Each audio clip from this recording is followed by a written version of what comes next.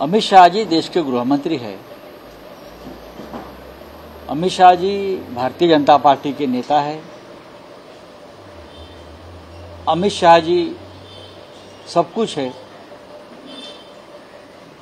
लालबाग को हमेशा आते हैं, पूरे देश से लोग आते हैं लालबाग का राजा का दर्शन करने के लिए।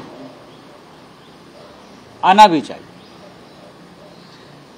लेकिन जिस तरह से लालबाग के राजा के बारे में उनकी संपत्ति बढ़ रही है।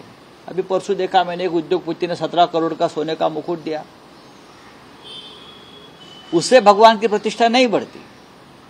श्रद्धालु जो आते हैं, श्रद्धा होती है लाखों की, उसके वजह से भगवान होता है। कोई सोना दे, कोई पैसा दे, कोई चांदी दे, कोई और कुछ दे, वो भगवान नहीं होता है, वो प्रतिष्ठा नहीं। लेकिन लोग श्रद्धा से ये सब करते हैं। आपने देखा होगा लालबाग का राजा जो है वो मुंबई की शान और प्रतिष्ठा है। मुंबई की शान और प्रतिष्ठा में जो जो बातें हमने देखी है वो सब गुजरात में लेकर चले गए अमित शाह जी और मोदी जी।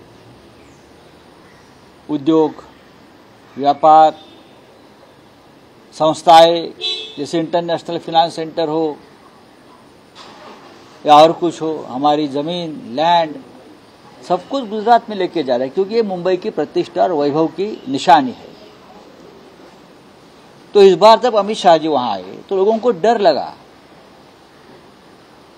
कि क्या ये हमारा लालबाग का राजा का भी उत्सव, लालबाग के राजा गुजरात पे तो नहीं लेके जाएंगे, ये कुछ भी कर सकते हैं। इतना ही मैंने कहा, लालबाग का राजा मुंबई महाराष्ट्र की शान और प्रतिष्ठा है।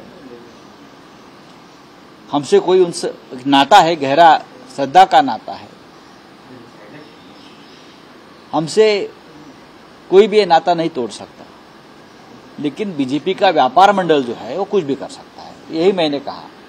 अभी देखो कल आकर अमित शाह जी ने क्या कहा, ये बॉम्बे का मुंबई करने में मेरा क्या है, मोटा भाई का मोटा हाथ है। हम तो हंस रहे हैं। मुंबई समाचार जो अखबार है 150 साल पुराना है, मुंबई समाचार, यानी मुंबई है ये। और उस वक्त बाला साहब ठाकरे जी ने बॉम्बे का मुंबई करने का जो आंदोलन किया था, संघर्ष किया था, उसमें बहुत से लोग थे, ऑल पार्टी के लोग थे, सभी पार्टी के लोग थे।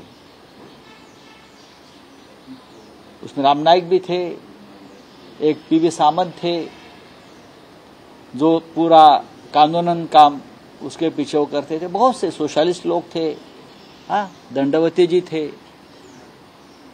लेकिन ये भाई साहब बोल रहे हैं कि हमने किया, इसलिए डर लगता है कल बोलेंगे लालबाग का राजा का निर्माण भी हमने किया। ये मत भूलिए, ये मुंबई महाराष्ट्र की राजधानी है, उनके ऊपर मराठी लोगों का पहला हक है। और ये मुंबई के लिए 105 मराठी लोगों ने बलिदान भी किया है।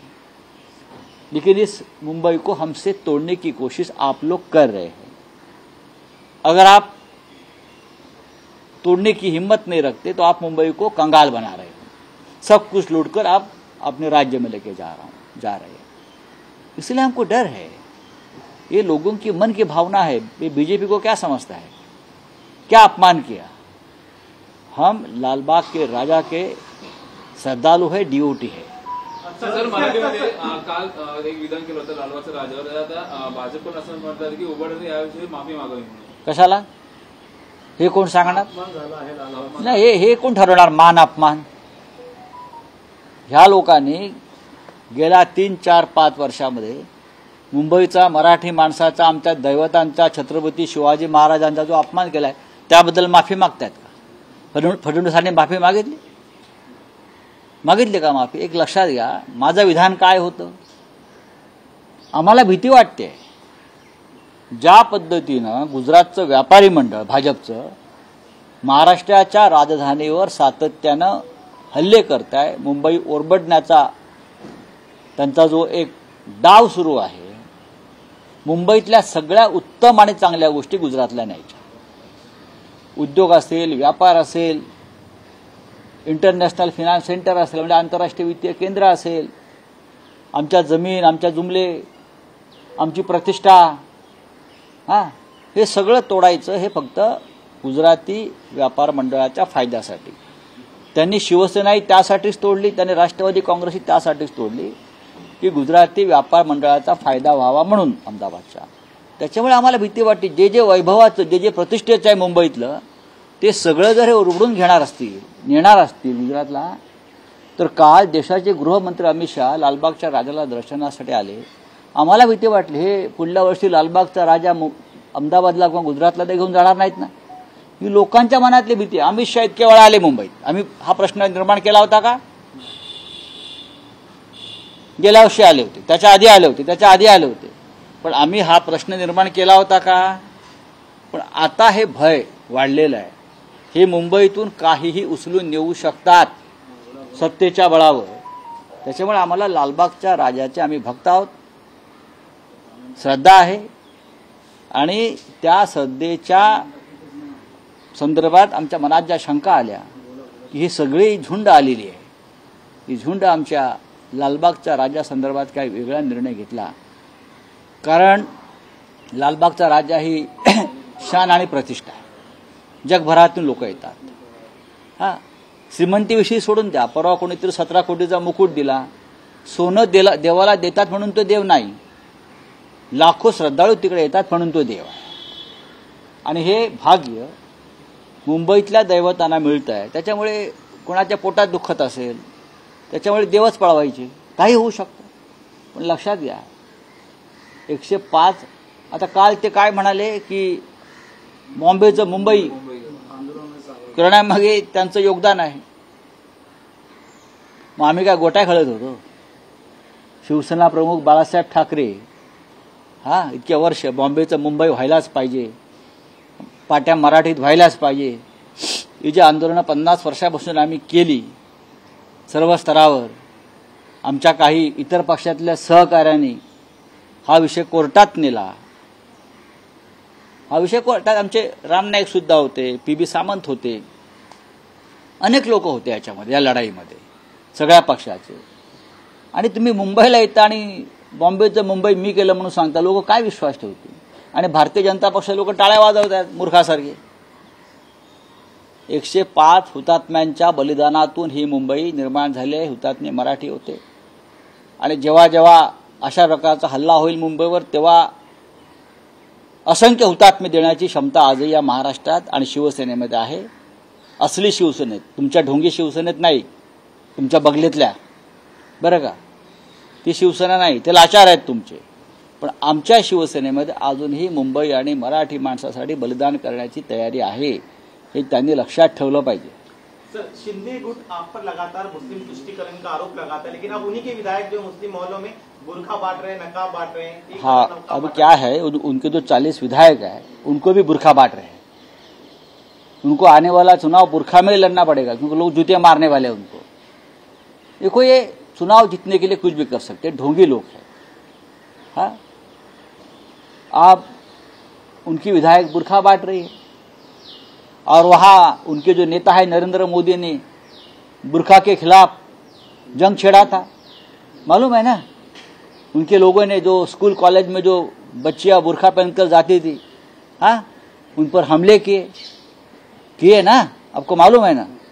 मामला हाईकोर्ट, सुप्रीम कोर्ट तक चला गया था, और आप लोग बुरखा बांट रहे हैं. लेकिन इसका मतलब है आप ढोंगी है. आप चुनाव जीतने के लिए किसी भी हद तक जा सकते हो.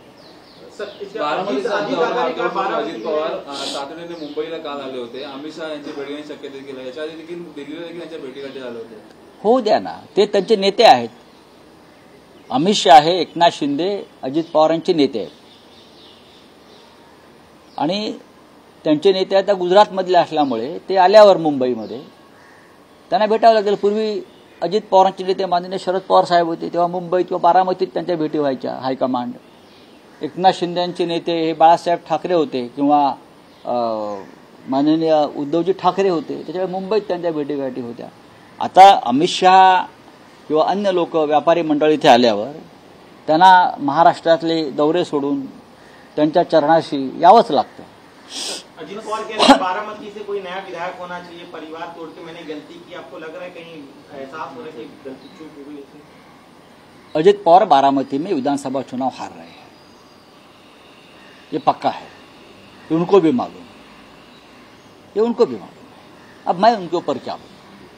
आप आपने घर तोड़ा है, अपनी पार्टी तोड़ी है, जिस आपके नेता और आपके पिता समान शरद पवार साहब ने सब कुछ दिया, उनके पीठ में आपने खंजीर मारा है, तो अभी पश्चाताप होने से क्या फायदा है?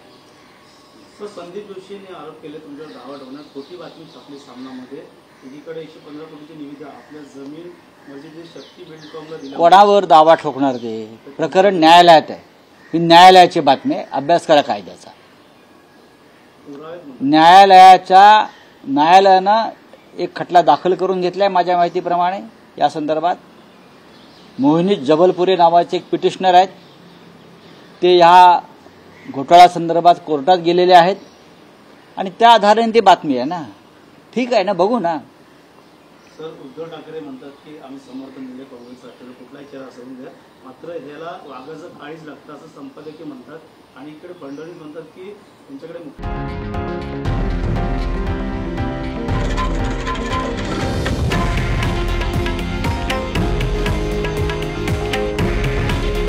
हे आहे देशातील नंबर 1 न्यूज नेटवर्क आणि आपण पाहत आहात TV9 मराठी. काळजी तुमची, हित महाराष्ट्राचं.